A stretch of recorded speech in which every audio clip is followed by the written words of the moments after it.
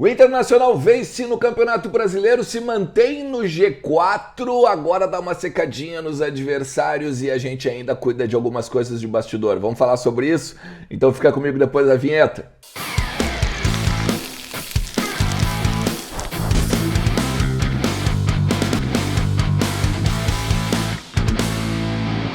Fala galera, tudo certo? Tudo beleza com vocês? 11 jogos de invencibilidade. 11 jogos de invencibilidade do Internacional no Campeonato Brasileiro. Finalizada a 12ª rodada, a Internacional vence no Serrinha por 2-1 o Goiás, se consolida na terceira colocação do Campeonato Brasileiro com 21 pontos. E agora, meu amigo, agora é secar os adversários, porque hoje ainda tem jogo do Campeonato Brasileiro e a gente pode pegar e falar sobre isso agora. Se hoje tem jogo do Campeonato Brasileiro, hoje tem chance de ganhar um dinheirinho com a X6Bet, tá? Então dá uma olhada nas odds aqui dessa quinta-feira. Dessa quinta-feira tem muita odd boa, porque não é só o Campeonato Brasileiro, tem outros campeonatos pelo mundo que estão rolando, tem jogos, tem muita possibilidade para tu ganhar, tá? Como é que tu faz? Tu vai com esse link que tá na descrição aqui, vai, entra em contato com os caras pelo WhatsApp mesmo, é assim que funciona, cara. Olha a barbada, tu não precisa de login, tu não precisa de cadastro, tu não precisa de nada, é só Pix. Tu vai chegar e vai botar, vai mandar ali pelo WhatsApp nesse link que tá na descrição e vai dizer, eu quero apostar tanto, nessa odd tanto, nessa odd tanto, nesse jogo tanto, eu quero fazer a minha múltipla e ganhar o dinheirinho logo depois que acabar o jogo. 5 minutos que acabou o jogo, tá na tua banca, tá no teu dinheiro, tá no teu bolso, porque tu vai fazer tudo por Pix. Beleza? Tamo junto. Azaf, faz o seguinte, joga na tela a tabela do Campeonato Brasileiro, porque hoje a coisa tá bem linda, né? Então vou fazer assim, ó. Olha só, o Internacional tá em terceiro com 21 pontos, tá? O que o Inter tem que pegar e secar hoje? O Inter tem que secar o São Paulo, porque o São Paulo joga a partir das 4 horas contra o Botafogo no Newton Santos, tá? Uma vitória simples do São Paulo leva o São Paulo a 21 pontos também. E aí o São Paulo então tem um saldo de gols maior também e os gols pró maior que o Inter. Então o Inter ficaria na quarta posição, voltaria, né, no caso, para a quarta posição, começou a rodada nessa posição e não conseguiria manter, tá, a terceira colocação do Campeonato Brasileiro. Ainda assim, seria interessante a gente dar uma olhadinha no Palmeiras, né?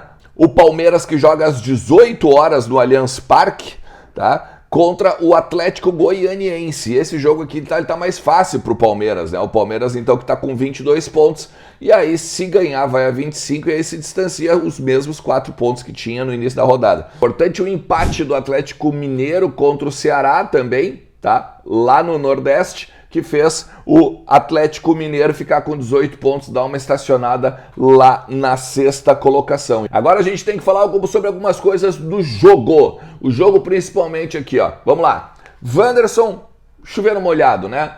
O Wanderson hoje é o nosso centroavante, basicamente o nosso ponteiro, basicamente o nosso camisa 10. Não, camisa 10 tem o Alan Patrick que jogou muito também, a gente vai falar sobre isso, tá?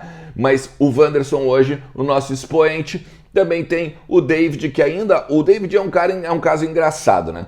Porque o David, ele não vai naquele brilhantismo do Wanderson, mas ele participa, por exemplo, do gol do Alan Patrick, né? Ele tá ali na área para jogar a bola para dentro e o Alan Patrick empurrar. Então é um negócio complicado a gente poder dizer que o David, ele não é um cara pro grupo, mas ele tá quase sempre envolvido nos gols do Inter. Então é meio irônico a gente poder falar sobre isso.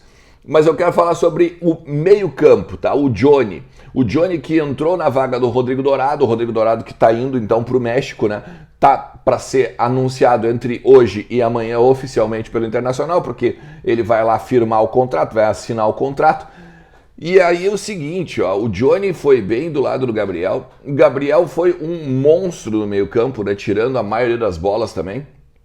O Edenilson eu acho que ainda carece achar a sua melhor função, porque ainda não consegue fazer aquilo que o Depena faz, que é aquela movimentação dos volantes com os meias e os dois ponteiros, que no caso às vezes o David abre e o Wanderson também. mas o Edenilson também foi bem. No geral, meu amigo, dá pra gente dizer que o Internacional teve uma atuação bem 7,5, tá? E se consolida nesse tipo de futebol, nesse tipo de jogo e nesse tipo até mesmo de nota, porque eu acho que o time do Mano Menezes ele encontrou uma forma de jogar. Quando entram os reservas, mesmo sendo inferiores tecnicamente do que os titulares, o time mantém uma maneira de jogar, mantém uma ideia de jogo. E aqui que está o Mano Menezes e talvez o brilhantismo até mesmo do que o Mano Menezes vem fazendo aí. Se a gente pegar a Copa Sul-Americana, são 16 jogos sem perder. 16 jogos sem perder do Mano Menezes com o Internacional. Aliás, a gente precisa falar de Alan Patrick. O Alan Patrick que é o cérebro do time do Inter hoje. O Alan Patrick a gente vê que ainda não está 100% em forma, né, gente? No segundo tempo ele dá uma diminuída, mas, gente, enquanto ele está em campo e em alto rendimento, físico principalmente, a técnica dele se sobressai. É importante a gente destacar o primeiro gol do Internacional lá no Serrinha, tá? O gol do Edenilson. Inclusive quando antes eu não tinha visto isso, tá? Quem chamou a atenção, o destaque foi o Intervídeos, tá? Segue o Intervídeos lá no Twitter, dá uma olhada depois. A gente pode botar na tela aí, Asaf, bota junto a jogada aí. Olha só, antes mesmo de o Alan Patrick tocar para o Moisés, ele mostra para o Moisés onde ele tem que estar para receber a bola, então fazer o cruzamento para dentro da área. Aí ele encontra o Edenilson que dá simplesmente uma bola de chapa de primeira e faz o gol. Essa inteligência do Alan Patrick, ela não é só de agora, vem de outros jogos também, tem outros tipos de exemplo que a gente pode dar, mas era esse 10 que a gente precisava após principalmente perder o D'Alessandro. Perdeu o D'Alessandro e o Taison não é esse 10, por exemplo. Esqueça o lado de que o Taison não está bem fisicamente na questão das lesões e que ainda não vem fazendo talvez uma boa temporada de 2022, mas o Taison não é camisa 10, o Taison não é um jogador cerebral, ele é um jogador mais de velocidade, é um jogador mais que vai para cima, é um jogador que pode estar mais ao ataque e acho sim que pode jogar ao lado do Alan Patrick, mas daí o que o Mano Menezes tem que fazer é recuperar o futebol do Taison. A gente sabe que o Taison tem bola para muita, mas muita coisa no Internacional. Agora o Taison também tem que se ajudar, né? A gente ainda também tem que falar sobre renovações, contratos e tudo mais, tá? Bruno Mendes que também atinge o Vitão. Eu tava muito atrás dessa informação e agora vai ser muito legal essa atualização aqui, ó. Olha só, vamos lá. O Bruno Mendes ele fez o 6º jogo, tem a questão de não poder jogar no Campeonato Brasileiro se fizer o 7º pelo Inter, mas está basicamente encaminhado o Bruno Mendes com o Corinthians, com o Inter. Bruno Mendes teve um papel importantíssimo para permanência no Beira-Rio, tá? O Bruno Mendes chegou a falar, o staff do Bruno Mendes chegou a falar para o Corinthians que ele quer ficar em Porto Alegre, ele não quer voltar para São Paulo, tá? Então isso também foi importante. O que o Corinthians está fazendo? O Corinthians ele precisa não só de dinheiro, mas ele precisa também segurar o assédio europeu a alguns jogadores agora na janela do meio do ano. E ele precisa desse dinheiro justamente para pegar e ou renovar contratos ou então pagar algumas bonificações que tem lá em dívida com os jogadores, beleza? E a partir daí que o Internacional vai se dar bem, porque o Inter vai pagar parcelado o valor que quer pagar ao Corinthians. Ainda é extraoficial esse valor, tá? Mas não, o que me disseram é que ainda não chegou nos 3,5 milhões, aquele que era o teto. Lembra que eu tinha dito já para vocês aqui há um tempinho? É, um tempinho. E aí, aqui é a informação importante que bate no Bruno Mendes e no Vitão, tá? Como eles já estão inscritos do Campeonato Brasileiro, não precisa esperar a janela abrir agora, dia 18 de julho. Não precisa. Mesmo que o bid volte para o Corinthians, mesmo que o bid do Vitão também volte para o Shakhtar, tá? Existe uma questão legal que eu conversei com algumas pessoas, que é o seguinte: o contrato novo, tanto do Bruno Mendes quanto do Vitão, ele tem que ser publicado 15 dias, até 15 dias depois do encerramento do seu contrato. Ou seja, vamos pegar, por exemplo, se encerra no dia 30, e como encerra no dia 30, se até o dia 15 de julho o Internacional assinar e publicar o seu contrato dele no BID, tá? Ele pode jogar ainda antes do dia 18, quando abre a janela de transferências.